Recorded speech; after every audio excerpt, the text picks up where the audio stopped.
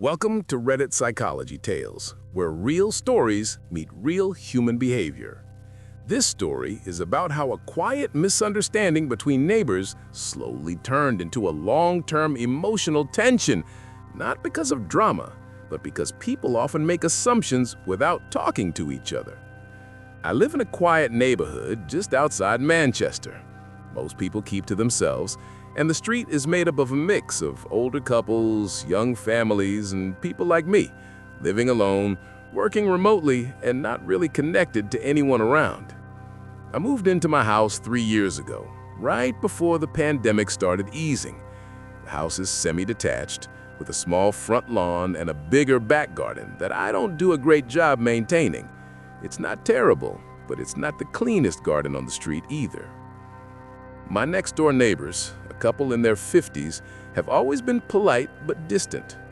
The husband, David, tends to his garden twice a week, and his wife, Helen, spends a lot of time caring for her elderly mother who lives with them. They never caused any trouble. We exchange small talk maybe 3 or 4 times a year. I never once thought anything was wrong. But about a year ago, small things began changing in the way they interacted with me. Not big confrontations, just a slight shift in tone. Whenever I greeted David, he would give a half smile instead of a normal one. Helen stopped saying good morning and replaced it with a short nod. Her mother, who usually waved at everyone through the window, stopped waving when I passed by. None of this was dramatic. Nothing was said out loud, but the atmosphere felt different. At first, I assumed I was imagining it. I'm naturally someone who overthinks things, so I told myself I was reading too much into their behavior. People are busy. People go through stuff. Maybe it had nothing to do with me. But then, small incidents started happening. Things that seemed unrelated at first, but in hindsight were connected. One morning, my recycling bins were moved back onto my driveway before I returned from work, but mine was left slightly separate from the others. Not in an aggressive way, it just felt like someone intentionally placed it a little apart, as if to say, yours goes here, not with ours. Another time, I noticed that my hedge, which borders our 2 gardens, had a clean, straight cut only on my neighbor's side. My side was untouched. Previously, David trimmed both sides while maintaining the shared border. It wasn't a rule, just something he always did. Suddenly, he stopped. Still, none of this was enough to confront anyone about. It was the sort of subtle tension you can easily talk yourself out of noticing. Things only became clearer after an incident that happened 6 months ago. Helen invited some relatives over, and one of them parked slightly over the boundary line between our driveways. I didn't mind. It was maybe 10 centimeters at most. But when I stepped outside to go to the shop, I heard Helen apologizing loudly to her family member. Sorry about that.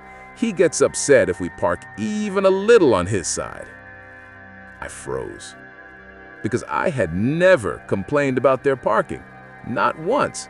Not even indirectly. I considered saying something, but interrupting their conversation felt awkward, so I let it go. I told myself she must have been referring to someone else on the street. But then, a few weeks later, I overheard another comment from her elderly mother while talking to a visitor. He's the one who shouted about the bins. I've never shouted at anyone on this street. I've never raised my voice outside my own house. I don't even shout during arguments. I avoid them entirely. At that point, I started wondering if someone else had done something and I was getting misattributed. Or maybe Helen had misunderstood a situation. Or maybe neighborhood gossip was mixing me up with someone else. It didn't feel intentional, but it definitely felt wrong. The mystery grew slowly, quietly. The final trigger happened during a rainy afternoon. I was taking a parcel from my doorstep when I saw David coming out of his door at the same time. I gave him my usual afternoon, and he responded with something unexpected. We're doing our best, you know. It wasn't rude, it wasn't sarcastic. It was said in a tired voice, as if he was trying to justify something. I asked, "Sorry, doing your best with what?" He didn't answer, he just nodded and walked past me to a shed and closed the door. I went inside, sat on the sofa, and just thought about it. The whole pattern, the small distancing, the comments I overheard, the strange looks, and now this line that seemed to refer to something I knew nothing about. I'm not someone who likes conflict, but I also didn't want to live next to people who might have the wrong impression of me for years. So I decided to gently approach the issue, not confrontationally, just calmly, and clear up anything that might be confusing them. "Hi, do you have a second?" She looked up and seemed hesitant, but nodded. I said, "I just wanted to check something. I feel like there might have been some misunderstanding over the last few months. I may be overthinking it, but I wanted to make sure I haven't done anything to make you uncomfortable." She paused, took a breath, and said, "Well, it's not my place to bring it up, but since you asked, it's about the noise." I blinked. "Noise?" "Yes, the shouting." My chest tightened a little. "I don't shout. Not on phone calls, not at people, not at the TV." I said, "What's shouting? I'm sorry, I don't follow." She adjusted her grip on the broom and said, "We've been hearing raised voices at night for months. Very late at night, sometimes after midnight. We weren't going to complain because we figured it was stress or something." I was genuinely confused. "Raised voices from my house?" "Yes, we assumed so. It seemed like arguments." I had no arguments because I lived alone. And I didn't talk loudly late at night. I usually wore headphones if watching anything. I told her calmly, "I don't think that's me.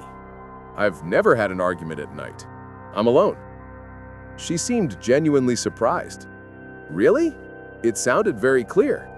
And the noise always seemed to be coming from your direction." "Could it be the other neighbor?" I asked. She thought about it. "No, because the sound felt like it was coming through your wall. That's why we thought it was you." At that moment, something clicked in my head. At the back of my house, directly behind my bedroom, there's a row of student rentals. The houses are close, and sometimes you can hear laughter or music faintly through the night.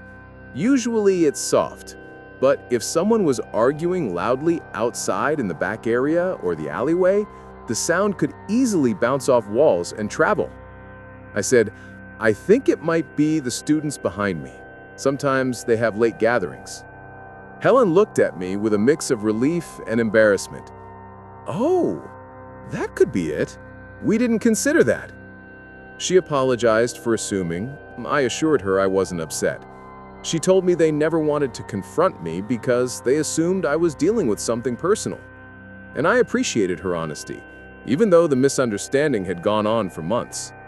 It explained everything: the distancing, the change in tone, the comments, the feeling that something was off. The noise, which wasn't mine, had changed the way they interpreted everything I did or didn't do. She called David over, and he joined the conversation. He admitted he also thought I was having late-night fights on the phone or with someone who lived with me. He apologized, and I told him it was okay. We talked for about 15 minutes, and by the end of it, the tension I'd felt for so long dissolved almost instantly. But this experience taught me something strange about human behavior. Most misunderstandings don't come from dramatic events. They form slowly, through assumptions, through partial information, through observation without context. They saw something, heard something, connected it to me without verifying, and then everything I did afterward fit into that narrative. A tilt of the head, a short greeting, a bin slightly moved. All were filtered through an assumption that I was someone dealing with anger or stress. From their perspective, their behavior made sense. From mine, it was confusing until the missing piece, the noise, was revealed. After that conversation, things improved. They went back to greeting me normally.